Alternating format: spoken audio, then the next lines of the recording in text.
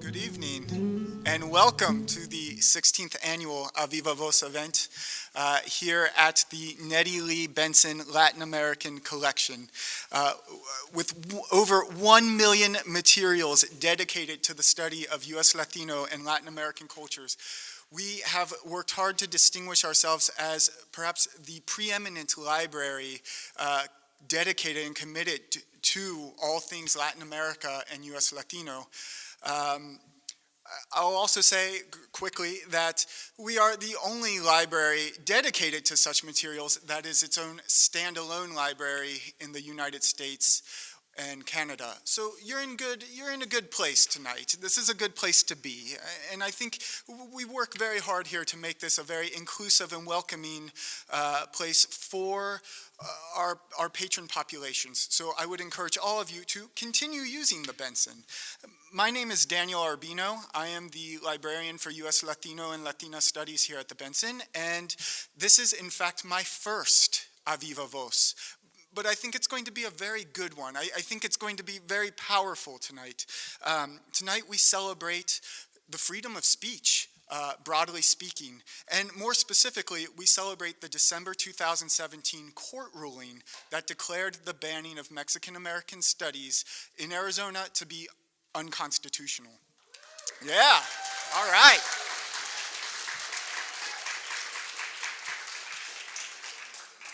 Because in order to celebrate Latino arts and culture, which is what Viva Voz is all about, we need the producers of culture to keep producing. And with Ana Castillo and Carmen Tafolla here, there is no shortage of that literary output. We need our cultural producers to produce, but we also need the materials to be accessible for our scholars, both young and old. That accessibility is why we fight laws like Arizona's HB 2281. And that accessibility is why we at the Benson come to work every day with an energy to get things done. Tonight, I have the honor to introduce someone I greatly admire, Dr. Angela Valenzuela, who will be our moderator and facilitator for the program. Dr. Valenzuela is a professor in the Department of Educational Leadership and Policy at UT, where she impacts our students on a daily basis. But her work stretches even beyond the state of Texas. She also directs the National Latino Education Research and Policy Project that aims to create a teacher education pathways for Latino and Latina youth nationally. On top of all of that, she has managed to be the author of several books, such as Leaving Children Behind, How Texas-Style Accountability Fails Latino Youth, and Growing Critically Conscious Teachers, a social justice curriculum for educators of Latino and Latina youth. Perhaps her most seminal text to date, I would be remiss if I didn't mention this, of course, is the award-winning Subtractive Schooling, U.S. Mexican Youth and the Politics of Caring. Even though this book did not make the notorious banned books list in Arizona, of which our two authors here tonight have 3 books on that list, we consider that more of an oversight on Arizona's part. The book was referenced a number of times when the legislation HB 2281 was put into place, which dismantled Mexican American studies programs. Fortunately, since that time, Dr. Valenzuela's voice has been heard resoundingly when she testified as an expert witness in favor of Mexican American studies programs in the summer of 2017. Her testimony evinced the benefits that Mexican American studies classes have on students, noting that those who participate in the program often perform better than those that don't. We truly couldn't have asked for a better facilitator for this evening, someone who has been on the front line of this struggle from the very beginning. So without further ado, I turn the mic over to Dr. Valenzuela. Please give a round of applause.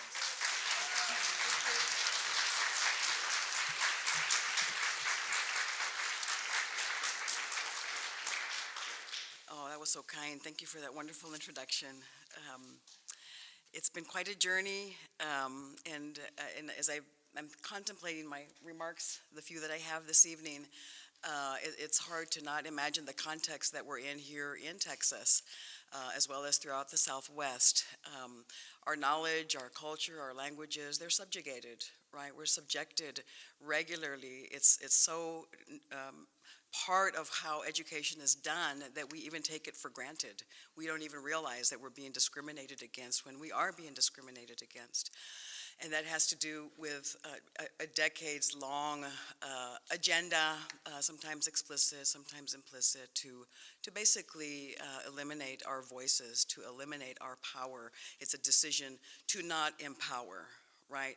Why would anyone ban books? Why would anyone end a program that was demonstrably resulting in higher academic achievement and college going rates? How does that make sense in any sense of a fair and just and hopeful world? It only makes sense if what your agenda is to disempower and to take away power from our children and our communities, and on the front lines, our teachers in Arizona, that they, along with their students, stood up to this. They took on the state of Arizona at great risk and at great cost to themselves, personal cost. And what I find fascinating, and I'm of course anticipating the April 11th convening of the State Board of Education that is next week, and I hope that all of you go. That's where you see the chorizo and how it gets made in our world, right? I mean, there's not, you know, Jesus didn't write this curriculum that we have, that we call state standards, right, or that we call Common Core. That doesn't come out of the Bible. That's not Jesus. It's individuals that make decisions and that structure those decisions by crowding out our histories, our stories, our narratives in a systematic way. And of course, it's caught up with political representation.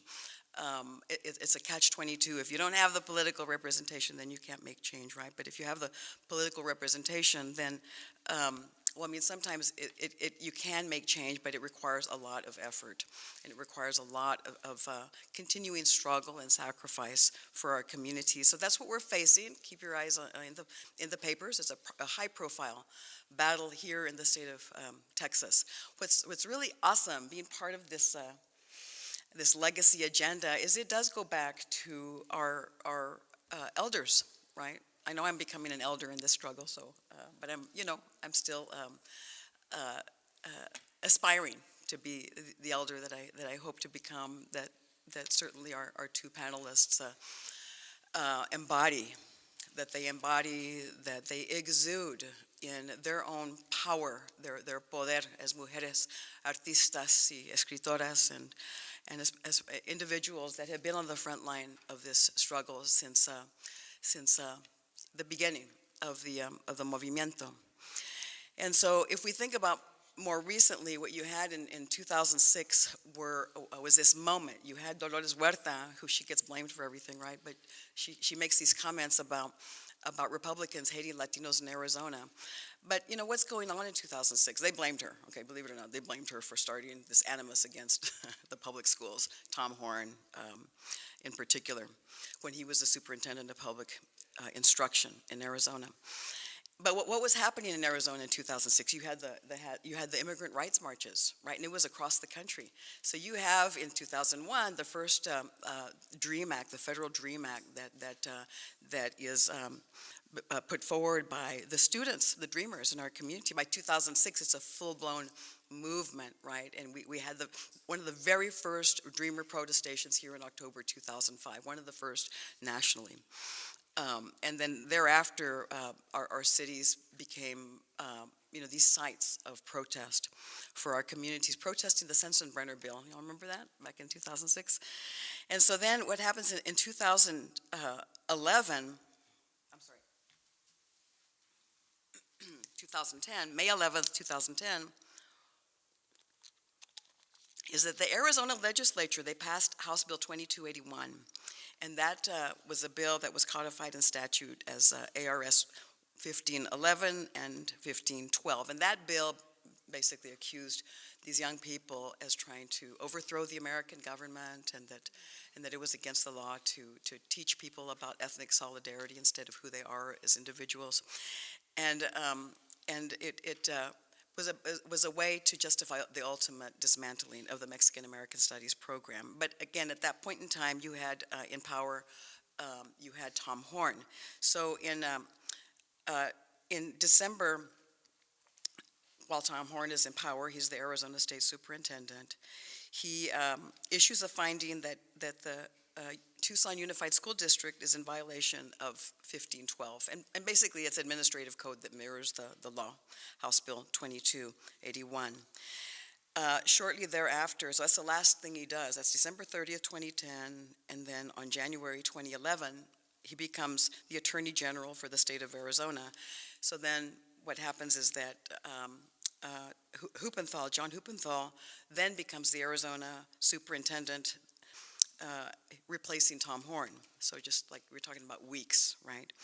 And so then what happens is that instead of just accepting Tom Horn's statements that TUSD was in violation, he calls for a report to be done. So I guess he's new. He's got to demonstrate to the new administration that indeed there's a violation. So he hires the Cambium company. They're an outfit out of Dallas, and so the Cambium company comes in and they do an audit, and it's a very thorough audit of the curriculum. They interviewed the teachers, and they visited classrooms, and they found that there was no violation of any kind. That I mean, it was good pedagogy. Quite the opposite. They found in the audit that very good things were happening in these classrooms. So then what happens, and this is the timeline that helps explain why we're here, is that then what happens is that he rejects the findings that the state of Arizona taxpayers paid for out of the Arizona Department, out of the Cambium audit, and he then calls upon the Arizona Department of Education that now Huppenthal is heading to conduct its own separate investigation. So then what they did, and I was an expert witness on the case, and so I read the whole file. It was like peering into that heart of darkness. This is before Donald Trump becomes president. Now we're all peering into it, right? I mean, in Arizona, they were used to Trump, a Trump-like administration because it was already severe. And so then what they did, and here's where I just, oh God, gave me the heebie-jeebies, or I don't know, it was just so terrifying, was that they went into all of these textbooks that were being used in the classrooms. I wonder what their instructions were, but what they did was they went to those passages that, if taken out of context, would be extreme. So any of our books would have those kinds of passages that, if just taken out of context, and then you add them up, right, into like this horrific curriculum that these children are being taught to hate white people and to hate the U.S. government and to want to overthrow it, seem like real science. Right? So, and what's important to us here in Texas is that in 2013, 2 years later, Senator Dan Patrick, in the 83rd session of the legislature, he filed Senate Bill 1128, so that sounds like 2281, right? 1128, Senate Bill 1128. And so what he's trying to do is to eliminate college-level ethnic studies, Mexican-American studies. And you can go back to that. Emilio Zamora, Dr. Zamora and others were involved in challenging that legislation, fortunately, successfully.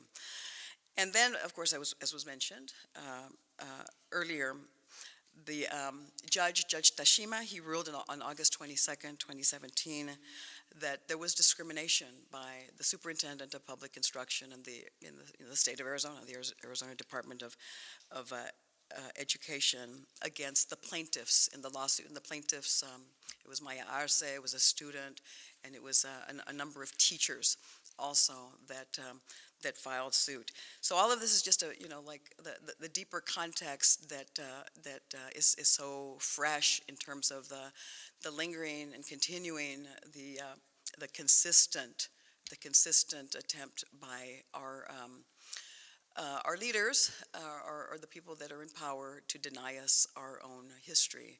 And one way that I've thought about this, particularly the ground level work that we're doing, we have people from Academia Cuautli and from the public schools here that are here locally. Thank you for coming. In particular, Susie Garcia from Sanchez Elementary. And, you know, what we have here is just sort of this low grade, I mean, it's historic, but it's this low grade attack, and it's a continuing attack on our communities to keep out our voices. And without our voices, we don't have any power, right? And what we have here on this panel is the embodiment of that. We have two mujeres poderosas that are amazingly powerful, whose voices have been so transformative for our youth, and that's why their books were taught in the state of Arizona. And so what we're always trying to do is to counter that, not only through counter narratives, you know, that we write that tell a different story, but through real politics, right? We can't sit idly by. I hope that you feel the urgency that many of us feel in the community, and that you can also just be present, just be a body if you can. I know you work, but I see some students here, individuals that have some time. But April 11th is going to be historic. I know I'm on camera, but I think it looks pretty good. I think it looks pretty good. And what we're calling for at the state level is Mexican-American studies, right? So there's different models of Mexican-American studies and ethnic studies, and this is what's important. And we envision ourselves as creating a policy pathway into other areas. And it's not solely that we're confronting bigotry, although it's there, but there's also professional jealousies and loyalties that attend to the fields of study that you've been groomed for, that you've been credentialed for. And so I think Chicana feminist epistemologies just kind of sounds like off from a mainstream perspective, but for us, it's the air that we breathe, right? For us, it's what liberates us. And it's not just the curriculum. This is real important, because I think we'll be talking a lot about books and curriculum, but it's the pedagogy, and it's a pedagogy that really underscores all of what we write and publish that is about spirituality. It's about social justice. It's about being oriented in our communities in a deep and meaningful way. And it's about cultivating the next generation of critically conscious teachers. So I'll make a switch here and invite.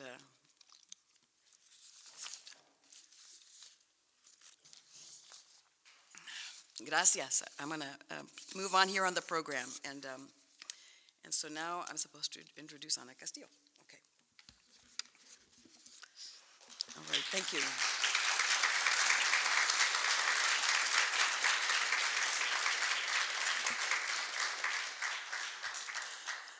So everyone has their favorite Ana Castillo novel, right? But this is one of mine and many of ours, So Far From God, one of the banned books.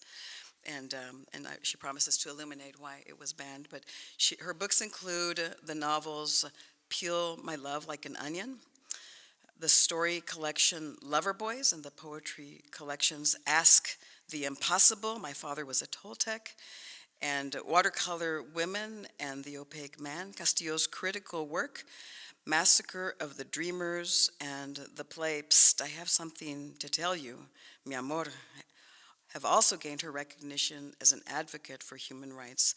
Muy bienvenida. Sí, gracias. Ana Castillo.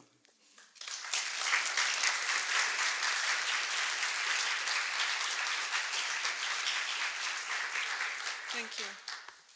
Thank you. Thank you for your comments, your remarks, for your hard work, and for your testimony that helped this lifting of this dismantling of Mexican American studies, which was a very deliberate move at a border town to disempower the population that's there, and it's, you know, money was behind it, politics is behind it. They did not dismantle African American studies or Asian American studies. It was very deliberate with Mexican American studies.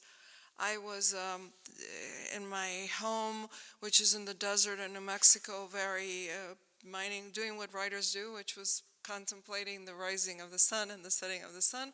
And I got a phone call from a young man in Chicago who had been with some of my workshops, and he said he had just seen a documentary that was featured downtown that was done by PBS called Precious Knowledge. If you haven't seen it, I highly recommend it.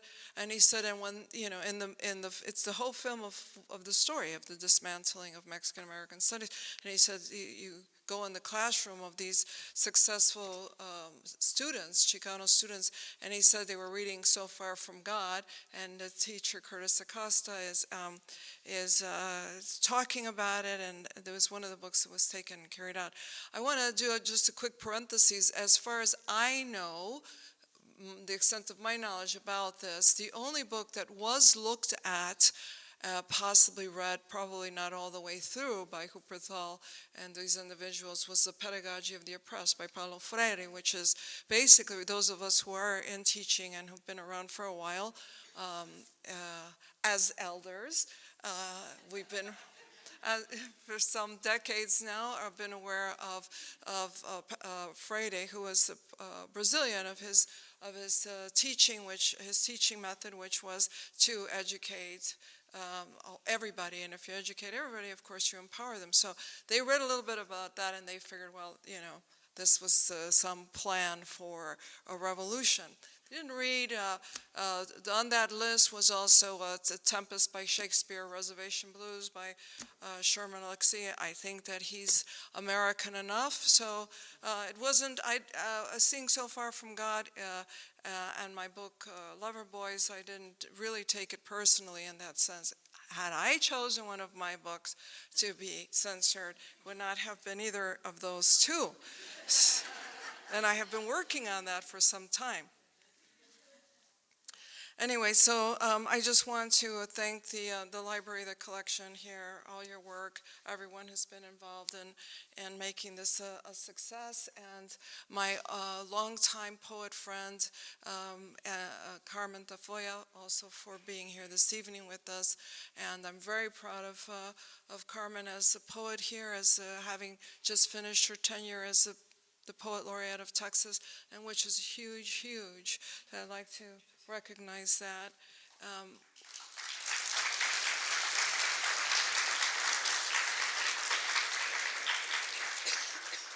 Being that Carmen and I are about the same age, and we go so far back that we were pretty much well into our careers as writers and poets, careers, meaning that that's what we were doing.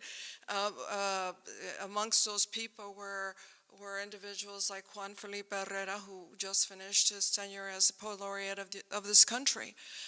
And we were well into our 30s, some in 40s and older, and we were writing and writing and writing and talking and doing all that we continue to do this day without any expectations of the country that is our country, for lack of another way of putting it, ever recognizing who we are as marginalized population. For a reason, it goes back for a long time. It's not gotten any better. I think we should keep our eyes peeled, our ears peeled, and not go to sleep. It wouldn't be advisable. I was asked to read for a few minutes, and instead of So Far from God, I want to read something from the collection of short stories. It's my only collection of short stories.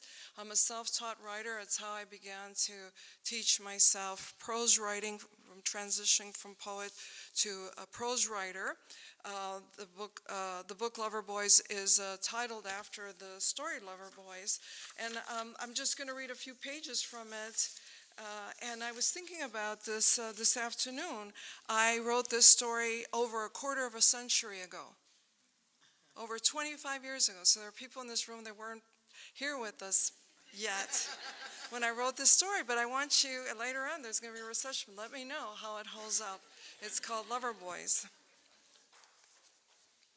Two boys are making out in the booth across from me. I ain't got nothing else to do, so I watch them. I drink the not-so-aged house brandy, and I watch two boys make out. It's more like they're in the throes of passion, as they say. And they're not boys, really, I think. I've seen them around before. Somewhere on campus, maybe. Not making out, though. One gets up to get them each another drink, I guess, and he and I check each other out, and briefly as he passes me up on his way to the bar. He's a white boy wearing a T-shirt with the graphic of Malcolm X on it. This is the way my life is these days. Or maybe it's a sign of the 90s. A white boy with a picture of Malcolm X on his t-shirt, and me sitting here in a gay bar trying to forget a man. Well, okay. He must not have been just any man, and I'm sure not just any woman. Before him, there were only women. Puras mujeres, sino mujeres puras. A cast of thousands, women's music festivals, feminist symposiums, women of color retreats and campouts, women's healing rituals under a full moon, ceremonies of union and not so ceremonious reunions, women-only panels and caucuses at conferences, on fin women ad infinitum, and then one day a boy, not much older than either of these two loving it up in front of me, nor the half-dozen other clientele here on a dead Monday night, for that matter, comes into my store asking for a copy of The Rebel. I point in the direction of Albert, whom I once was so fond of we were on a first-name basis, and he, the boy in my store, kind of casually goes over to check out what we got on the shelf.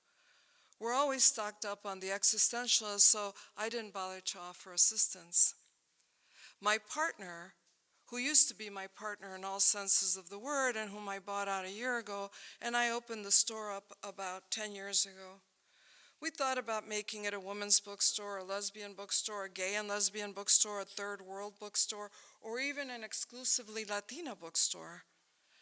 Heaven knows, any town could use at least one of each of these kind of bookshops, stocked up on alternative press publications that inform you about what's going on with the majority of the population when you sure don't hear it from the mass media, you know? But no, spirituality won out, since all roads eventually lead to one place, we reasoned. So, along with Camus, Sartre, and Kierkegaard, I carry almost anything you can imagine that comes out of the East and native imaginations and ancient practices.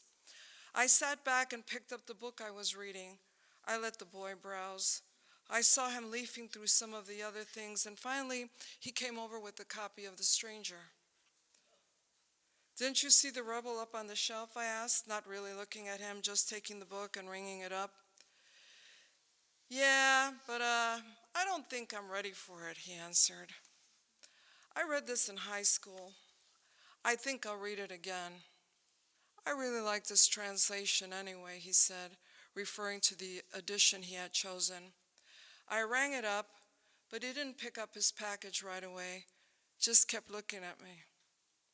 I looked back and smiled, a little cockily. I'm a mirror that way. You look at me a certain way and I respond in kind. Just like with this white guy here who just passed me by again with 2 Coronas. He doesn't smile. He just looks like I don't belong here. I don't belong here? I helped start this joint about 12 years ago when you couldn't find a gay bar within 10 miles of this town. Me and Rosie and her compadre, who's over there tending bar, the big guy with the Pancho Villa charm and beer belly, he looks like someone's father, right? Not the kind of bartender you would expect to find in a gay bar. Well, just for the record, he is somebody's father. His oldest son enlisted in the Air Force, overcompensating for his dad's dubious machismo or patriotism, if you ask me. He just got shipped off to the Middle East last week. His daughter Belinda, Rosie's godchild, got married last summer. That's the way it goes. Yeah, his wife knows he owns this bar, and she knows all the rest too. But she's pretty religious and would never have thought to divorce him. Besides, Rosie told me that his wife really doesn't find the men in her husband's life a threat to her marriage. He's got it pretty good, huh?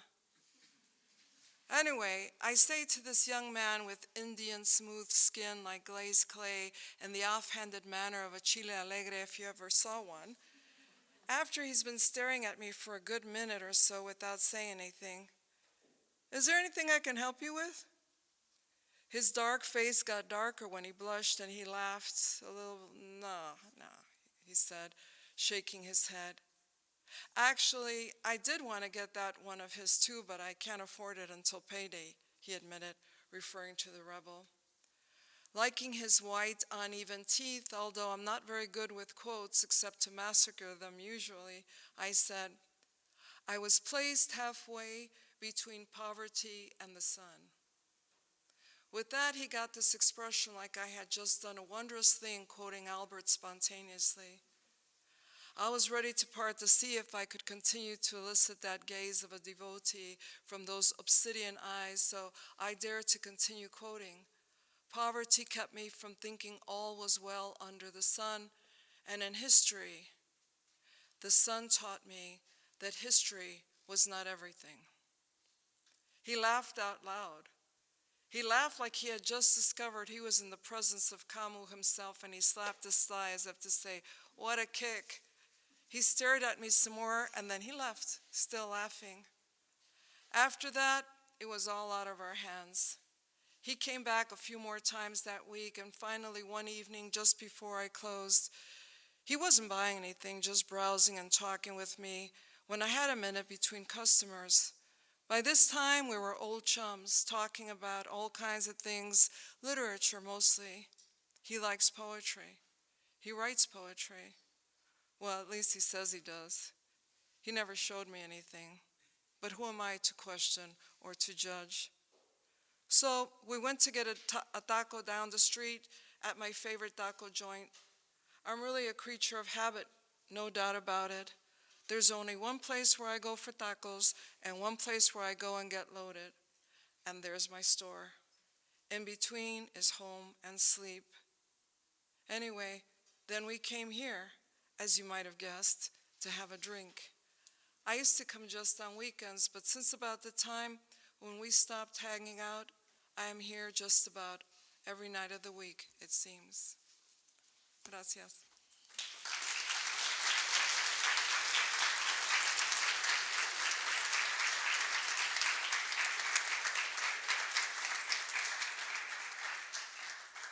Beautiful, beautiful. Thank you. Thank you for sharing. So now it gives me pleasure to introduce to you Carmen Tafolla. I had the right up here. She's a native of the West Texas side barrios of San Antonio and the author of more than 20 books. Carmen has been recognized by the National Association for Chicana and Chicano Studies for work that gives voice to the peoples and cultures of this land, and has received numerous recognitions, including the Art of Peace Award, for work which contributes to peace, justice, and human understanding. And as we know, she was also the Poet Laureate for San Antonio. And after that, she became, I believe in 2016, right, the Poet Laureate for the state of Texas. 2015, for the state of Texas. So without any further ado, join me in welcoming Carmen Tafolla.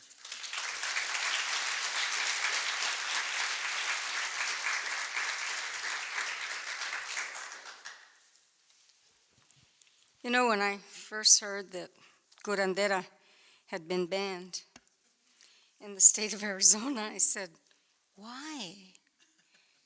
And I sat down immediately to read it from cover to cover, like, what did I put in here? In my memory, curandera, which had come out in the early 80s, and which some librarian friends of mine kept telling me that they had to put in the reserve section of the library. This was in Arizona, and they'd also told me that in San Antonio, and I said to them again, why? Why do you have it in the reserves? And they said, because the high school kids come in, and they check it out, and they take it home like this, and they never bring it back. And I said, really? I was so happy. And I said, couldn't you just buy a few extra copies and keep something in the reserves and let the rest of it be available for people to take home and hug, you know? And I felt that part of why that book, which was published in the early 80s, but had been written sometime in the late 70s, part of why students were responding to it was written from their perspective. It was written from their heart. It was written with the way they spoke in their language, in my native language, Tex-Mex, you know. And they were hearing themselves. They were feeling themselves in it. So I sat down and I read through from cover to cover. I even read that little boring page that has all the numbers and the ISBN and all that stuff. And I said, what? What? Why ban this book? All it does is empower students. All it does is empower people of color. All it does is take people who speak languages other than English and put them on the same level with people that speak English. All it does is make us question if sometimes the student doesn't know more than the teacher. That's not so bad. My husband was sitting there like this.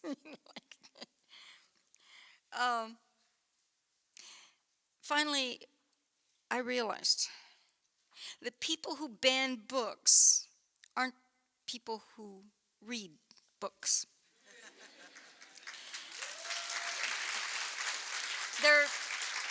They're not people who love books. They're people who see books as good, solid bricks with which to build walls. Things you can sit on or hide behind that have a physical purpose, not an intellectual, not an emotional, not a spiritual purpose. And while it had honored me to have the book be banned right as it was coming out in its 30th anniversary edition, in the same year, within like a month of becoming City Poet Laureate, I had a book banned. So I was being laureled in one city and banned in a different state. I kept thinking that the people who banned my book never read my book. They banned it because it was part of Mexican American studies and all that stood for. And the students were enjoying it too much. The students were becoming empowered. The students were getting sassy. They were thinking maybe they were smart. Maybe they deserved to graduate from high school. Maybe they deserved to go to college. Maybe they deserved to have a voice in this society. That's what they were upset about, not about what I wrote. Because they didn't read what I wrote. They saw words, maybe they saw sentences, maybe they even saw paragraphs, but they never allowed those words to penetrate their skin, to get into their hearts, to really have an intimate impact on them. And what you do when you read a book, you let it go inside. You make yourself vulnerable. You open yourself up. And you allow yourself to fall in love with the book. So no, the people who banned these books, Ana Castillo's, Paulo Freire's, Sherman Alexie's, and very happily and proudly to be in that company, mine too, they didn't know how to read at all. So I'm going to read you a few little poems from Curandera.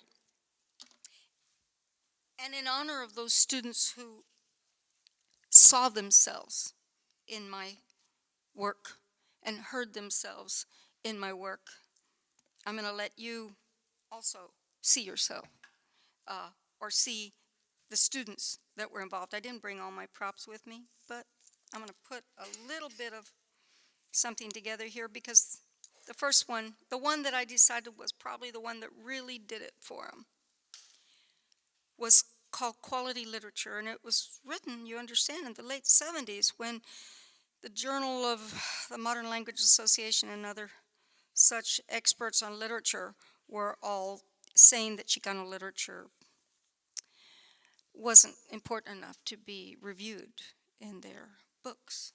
So it's in the voice of a student. I would love to tell you that it's totally fictional, but it's not. Only the names were changed to protect the guilty. And the professor, oh yes, he's here too. Here's the professor. Simple props. Makes things easy. The professor, his name was changed too. I'll tell you what his original name was, but he is still roaming around somewhere in retirement. However, every time I read it at the college where he was teaching, all the students go, "Oh, it's Dr." And then they say the name.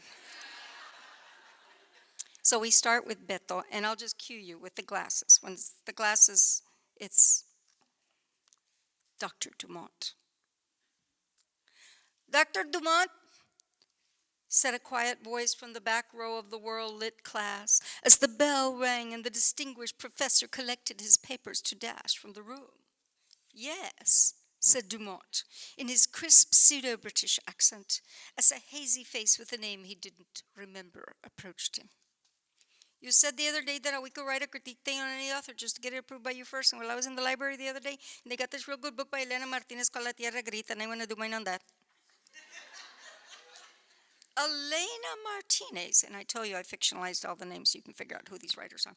Elena Martinez, I don't recall the name. Is she the poetess from Chile? No, sir, she's a Chicana. It's about a campesino family, and it's Chicano literature.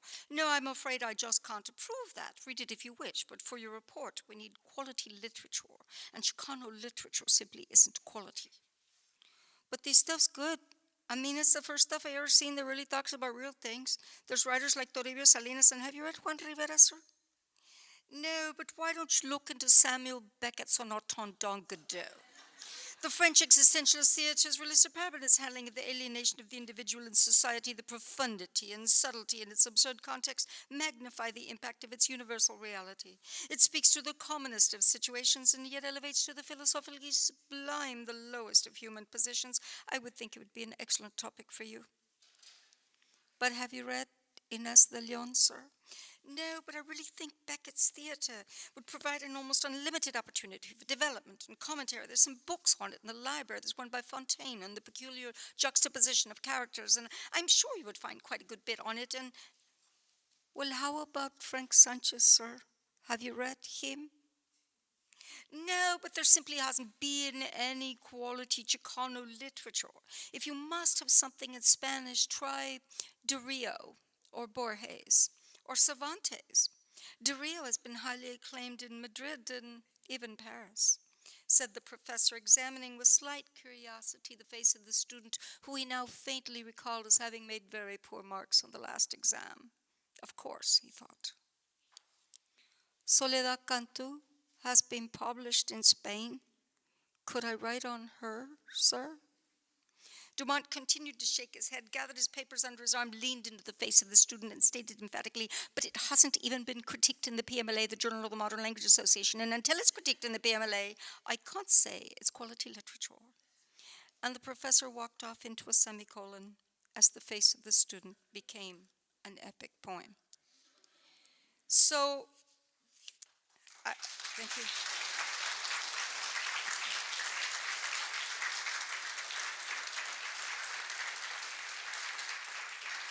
I think it was the student poems. I think it was the student poems that did it. I think it was the poems in here that talked about real classroom settings. That is, if I'm audacious enough and foolish enough to think they even read the book, which I don't think they did. But had they read it, this was probably the one that would have done it. Or And When I Dream Dreams, that talks about the evil things that students do. And I just have time for, I think, about 4 lines out of this one that talks about how students' dreams were stolen away, how they were locked up and uniformized and pushed out of school and sent off to Vietnam. And I'll read that little section to you about 2 of the students. And Lalo, with a mind that could write in his sleep, growing epics from eyes that could dream, now writes only the same story over and over until the day that it's all over, as he's frisked and he's frisked and he's frisked in our school cafeteria. And they keep finding nothing, and even when he's out, his mind is always in prison. like Lupe's mind, that peels potatoes and chops repollo and wishes its boredom was less than the ants in the hill, and never learned to read because the words were in English and she was in Spanish. So thank you for your attention, and for daring to believe that all books have something good for us, and that people intent on banning books are not the people who love to read.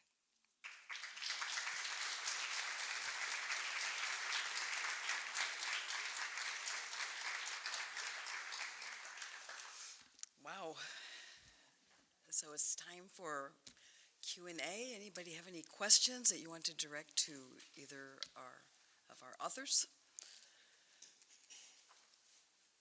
or to myself? It's atrocious, right, what Arizona did. It sounds so medieval, right? But really they just kind of expressed what our state departments do casually anyway by fiat of policy, right? So our books are effectively banned by their non-inclusion and by struggles against allowing for them to be included, right? Our knowledge, our histories. But, you know, I think they did, in some sense, the favor of drawing us a real clear line to distinguish barbaric from what? Inclusive and civilized, and, right? So, yeah, any comments, any questions? Yes, please. Silly question about book sales. When the ban ends, does the book get a little publicity because it was in the ban list and sells a little bit? You know, does it draw attention to the book because it was banned in some way? That's what the publishers hope. My publisher said, yes, it's right in time. I'll put it on the front cover, banned in Arizona. Did y'all notice any tick in sales, or Anna? You know, the thing is that, you know, turn it on, that would help. So, the thing is that it was, there were 80 titles that were on the curriculum of the Mexican American Studies program, and these were books that were part of that. As I mentioned earlier, as far as I understand it, the only book that was read a little bit was The Pedagogy of the Oppressed. They did not, and you're absolutely correct to say it, they did not sit down and read 80 books or one book except for The Pedagogy of the Oppressed. I think I saw one of those guys talking, in that movie probably, talking about Pedagogy of the Oppressed. So it wasn't a banned, they are banned books, but they weren't banned in the city of Tucson. They weren't banned in Arizona. They were part of this curriculum. I understood that they wanted initially to go after Mexican American studies in the university level, but they thought that they wouldn't be able to successfully do that, so they started with the high school. So that was that.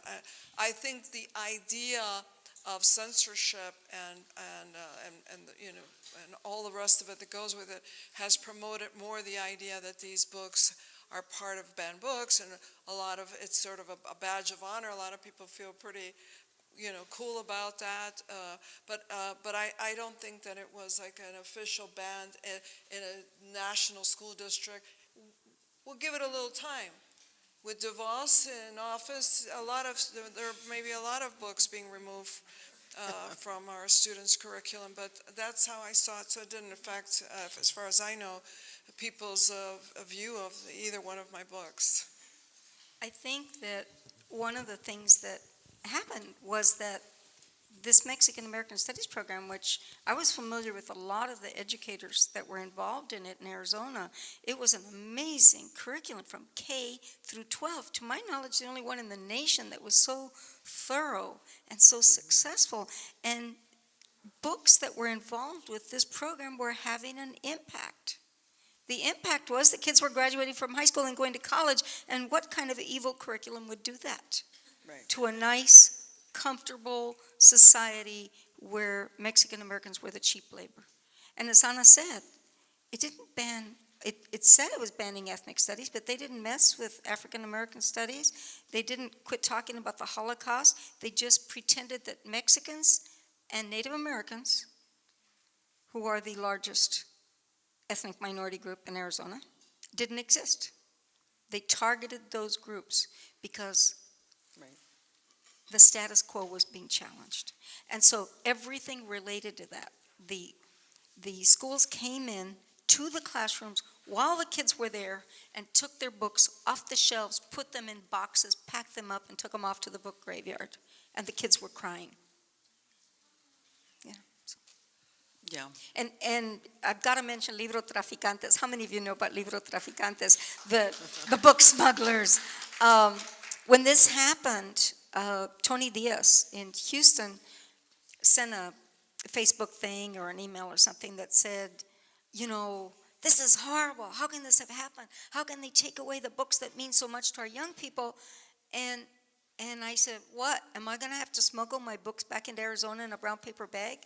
And 2 weeks later, he had a video with the narcotraficante glasses, dark glasses, and the style, and he's standing in front of a truck, and they're carrying boxes of books in there, and he says, we're them, we're the libro traficantes, and we're smuggling books back into Arizona, and we're smuggling Sandra Cisneros, Dago Gil, Ana Castillo, and so my publisher was all excited that we'd gotten banned and he could put it on the front cover.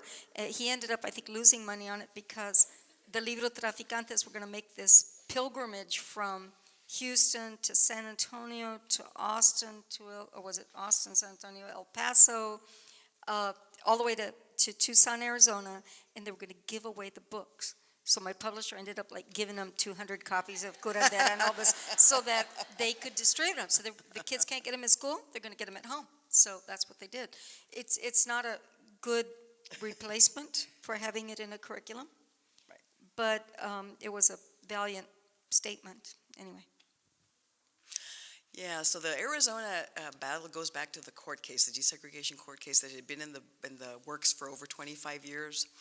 And it was the community, it was really interesting, the community for the longest time throughout that time period was basically saying we want our books desegregated, right? We want the incorporation of our literature, our history into the state curriculum.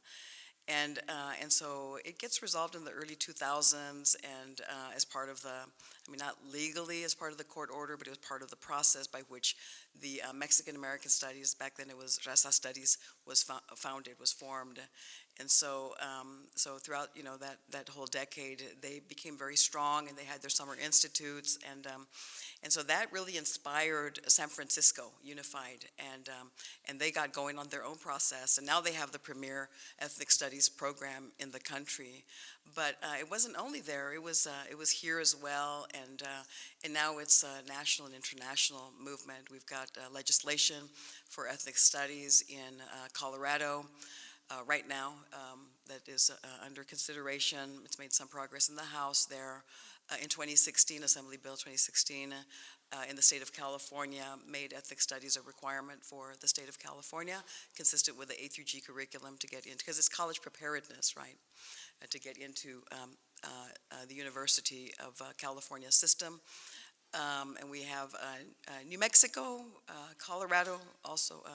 So everyone is on fire. Now in Toronto, you must teach First Nations curriculum to graduate out of Toronto schools. Oregon, it's a requirement to graduate. So it's a really interesting narrative that even though it was so harsh and horrible for Arizona, it really ignited, or I would say reignited, because there's roots to this struggle. It reignited a national movement. Yeah, thank you. Yeah, the Libro Traficantes was one way that brought a lot of good coverage to the struggle there. Any other questions or comments, observations?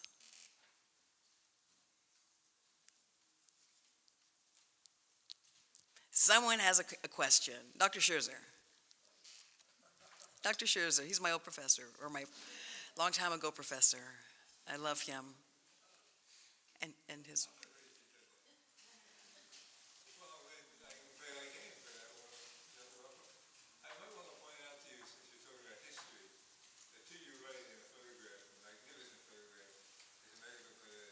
All right. There's so much in the way of Chicano studies and folklore and anthropology and how they all came together. And what we have now is just a continuation of that. So he's looking on it and saying, that's what you have to do, that's what you have to do.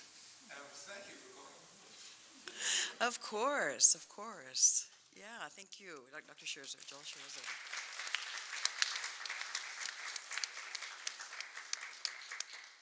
Would you like to make some party comments? I think we have food awaiting us and a nice reception afterwards, but Anna, would you You like know, to? Or? we have been erased many times, and our heroes have been erased. And sometimes societies, oppressive societies, are successful at erasing a name or an individual act, or sometimes even an entire language or culture or people. But usually, the human spirit, if it survives at all, carries on those stories, even if they have to be oral. In fact, sometimes they do have to be oral because we don't trust the print material, because we're not sure. We were just talking, Anna and I were talking about 1984 and how in 1984, Winston, the protagonist, his job is to take newspapers and history textbooks that have references to things that happened and to change them and pretend they didn't happen. And we're living in a society right now where that is happening. That is being done to us. People are trying to erase us. And it's our job to make sure we don't get erased. So especially those cultures where we do not have the financial wealth to have the political power to appear in a bunch of books so that our history is oral. It is our job to both get it into print, make sure it survives in print, make sure that libraries preserve those things, but also to remember that people have a good cultural memory if we respect it, if we treat it, if we honor it by teaching it to our children. The Academia Cuautli does a beautiful job. Angela is very involved with that, of preserving history. So, it gives me hope that things do come back around, but it's so hard to recover what has been erased so thoroughly. And I say that from a point of pain and personal experience because I met the great Emma Tenayuca back in the late 70s and interviewed her and carried on a friendship with her for many years. And Emma Tenayuca was in the newspapers in San Antonio in the state of Texas every day.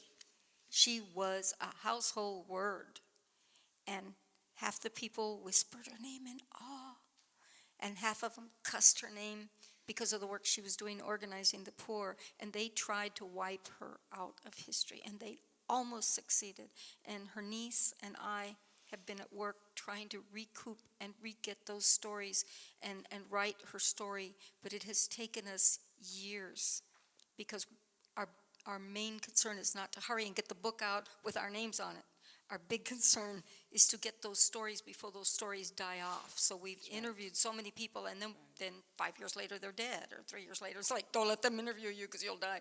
No, but we're trying to recoup, to recover that story, and it would have been so easy to have that story documented when it should have been documented.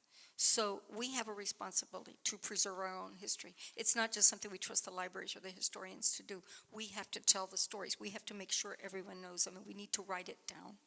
Right. Thank you.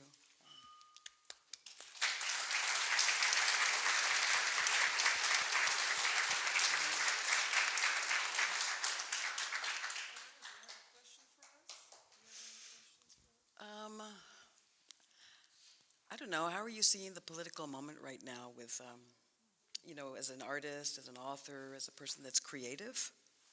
How do you interpret this current moment from that lens?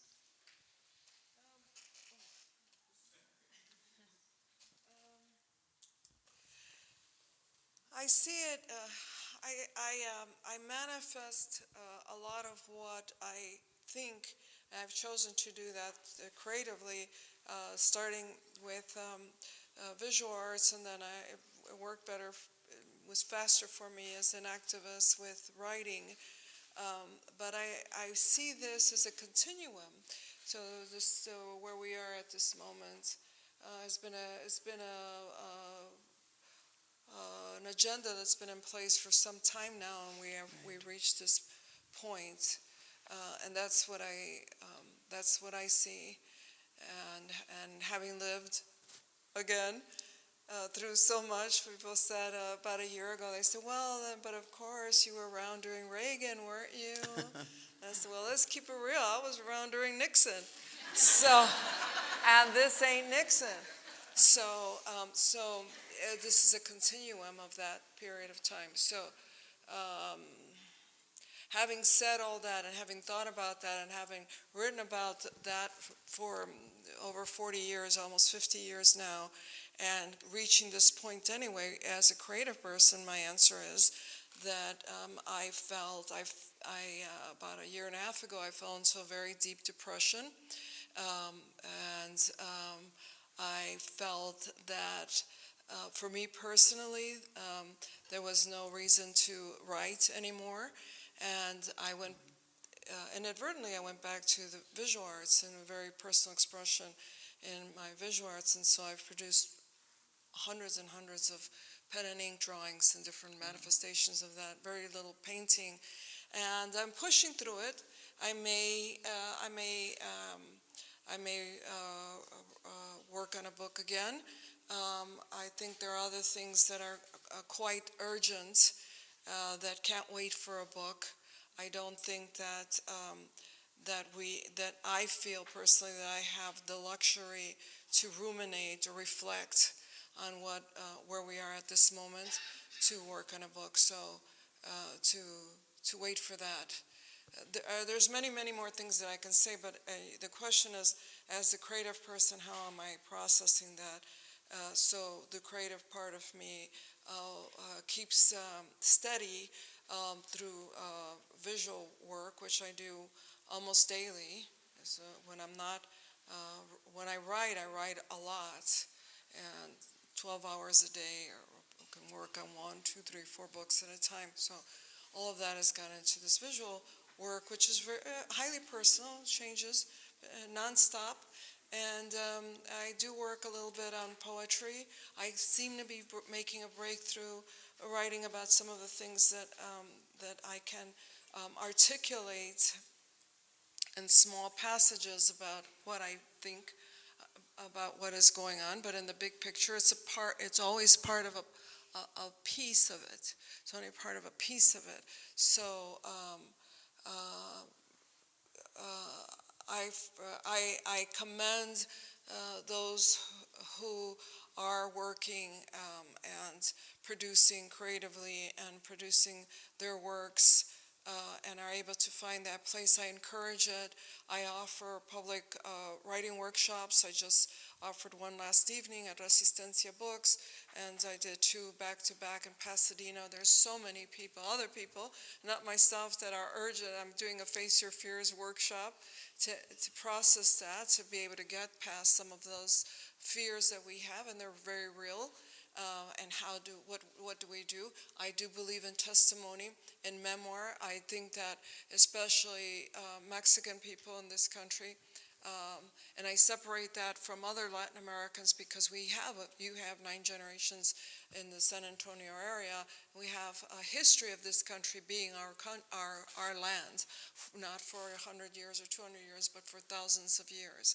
And so with all of that in mind, it is very important to document and to tell our individual stories. So long have we had a culture which was not so much that it wasn't literary or that we didn't appreciate books, but the hardships that we have had in this country as a people, as mestizos, as Mexicans, is such that unlike African Americans who have their testimony of slavery, and know that they have to remember that, and that unifies them. And unlike Jewish people that have the same faith and the same God, and have a memory of what they have gone through and know that that unifies them, we don't have that. We don't have race and we don't have religion that will bring us all together. So individually in our communities, in our states, and in Texas and New Mexico and Chicago and wherever else that we've made settlements, we keep our little communities very small, we keep our families small, we keep our secrets to ourselves, and we say, don't talk about it. Don't talk about it outside of the family. We're not going to talk about that, and we continue to do that. We're not going to talk about why we came here, how we came here, what happened to your abuelo, what happened to your father. We're not going to talk about that. We're made to feel ashamed, and so what I am able to do, although I'm not able to work on a book for the first time in my life, I think I was writing books since I learned to write as a child, is to hopefully impart some of my skills that I've developed over the years to people who have that desire to tell their stories. I think it's very, very important. I don't think that any story is insignificant. I don't think that there's any story that's more important than another story. There's not one border story. There's not one Chicana story. All of us have our stories, and we have to impart them to continue to, like this tiny little pixels, to make that picture, to continue to be here. We're not going anywhere. We didn't come from anywhere to begin with, so we're not going anywhere. So we may as well establish that and set the record straight. So creatively, those are the things that I'm able to do this last year and a half, 2 years. Wow. Short of leaving the country and giving up my citizenship, which is also the other option. Wow. Wow.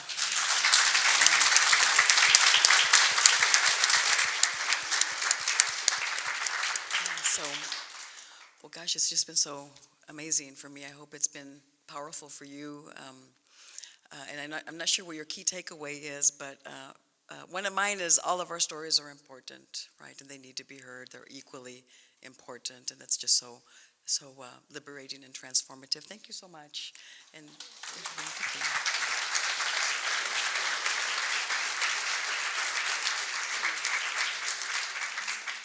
I have 3 quick announcements. First, a big thanks to University of Texas Libraries, Lilas Benson, and the Center for Mexican American Studies for putting this on. Heck yeah. To Casa Chapala for catering this event that we are very excited. It smells great. We're ready to eat. Of course, to our presenters tonight who were just wonderful.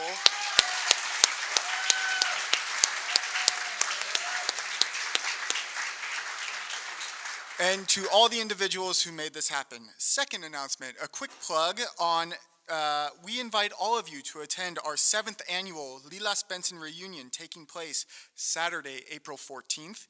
If you like presentations, live music, and Peruvian fusion food, as well as a behind-the-scenes tour of the Benson, this is the event for you. If that tickles your fancy, please find Amber Shaw, right there waving, for more information. Finally, we have a book giveaway. The 3 books that were on the list, the banned book list, and we have 3 sets of them, which I believe are at the back of really the front of the room, but the back for me. So, those 3 names, fingers crossed, those 3 names are Luz Alvarez Sims, congratulations.